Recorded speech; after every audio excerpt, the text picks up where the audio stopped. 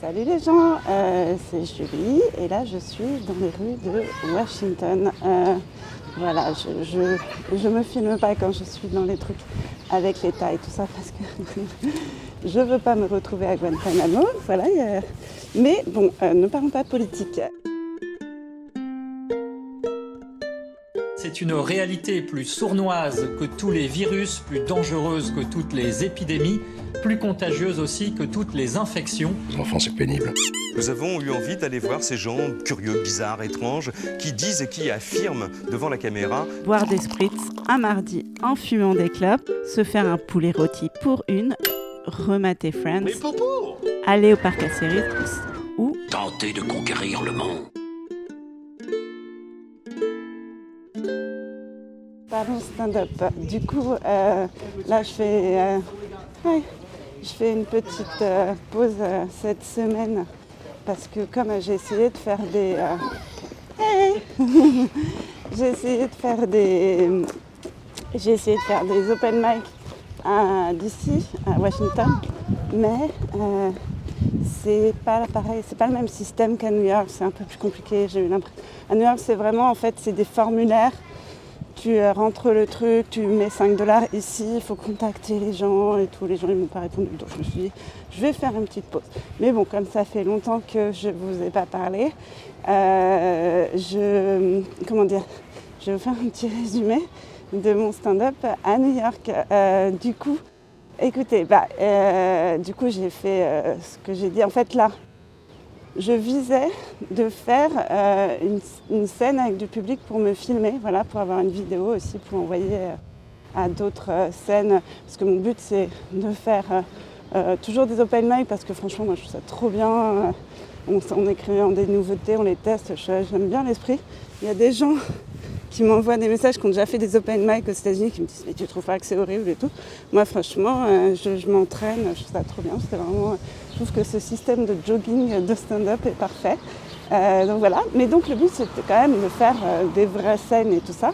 Du coup, je me disais, voilà, il faut que j'ai une vraie vidéo. Et il y a un système où tu ramènes 3 personnes. Tu envoies quand même ta vidéo, il vérifie quand même. Moi, je m'étais filmée à l'arrache. Et tu joues dans une scène avec d'autres gens et tout ça. Donc j'avais, dans le but, ça c'était samedi dernier, de faire ça, je traverse. Et du coup, je m'entraînais, comme je vous disais en fait, c'était surtout pour être à l'aise. J'avais mes 5 minutes, je savais qu'il y avait des blagues qui marchaient et tout ça. Mais comme je suis moins à l'aise en anglais, pour ne pas me faire avoir et tout ça. Et finalement, je suis contente parce que j'ai retrouvé un peu de...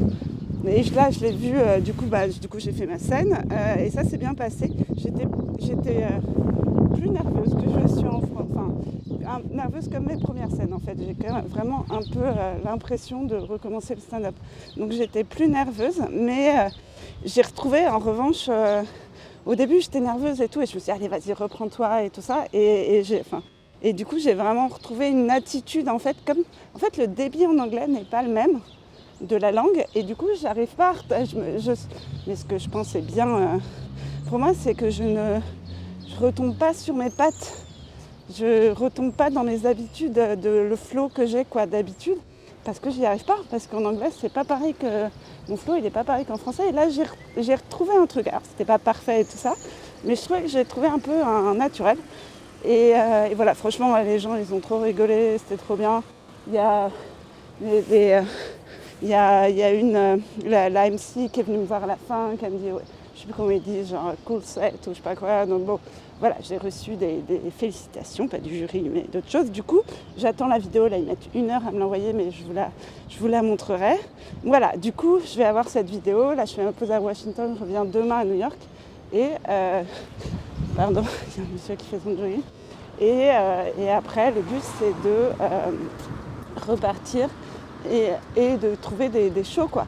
Et là, il y a des trucs qui s'appellent, j'essaye de faire des industry rooms, où tu joues devant les owners du...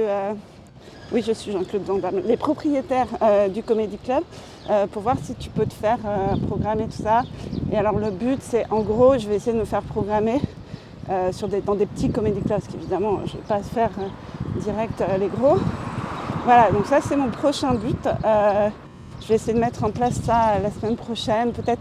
Ah oui, puis j'essaye aussi de me faire amie avec d'autres centres de peur que je vois souvent, parce que là je commence à croiser toujours les mêmes, pour voir comment ils font, où ils vont, tout ça. Voilà, donc c'est un peu mon but de conquête du monde à partir de la semaine prochaine. Voilà, donc ça c'était pour moi. Sinon j'ai vu Sarah Silverman, franchement, c'était un rêve pour moi, donc c'était trop bien. C'était dans un grand théâtre new-yorkais et tout ça. Après j'ai trouvé que son spectacle était moins bien, parce que les autres je les trouve vraiment tellement bons que c'est du génie.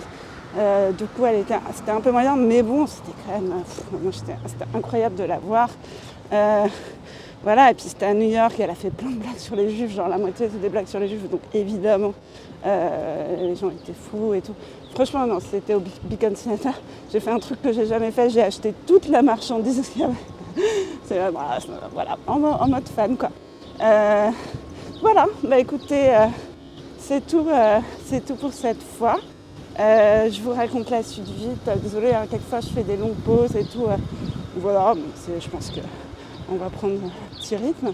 Et puis en tout cas, je vous embrasse, et c'est toujours aussi cool d'être nulle part. Là, c'est marrant parce que je suis chez des potes qui ont des enfants. Et en gros, ils doivent tout le temps... en plus, c'est à l'américaine, ils ont tout le temps des activités à faire. Donc ils passent leur temps dans leur voiture à mettre les enfants là, à les récupérer là, les machins. Franchement, vive les nulle part quoi. Voilà, et bah écoutez, je vous embrasse et je vous dis à très vite. Bisous.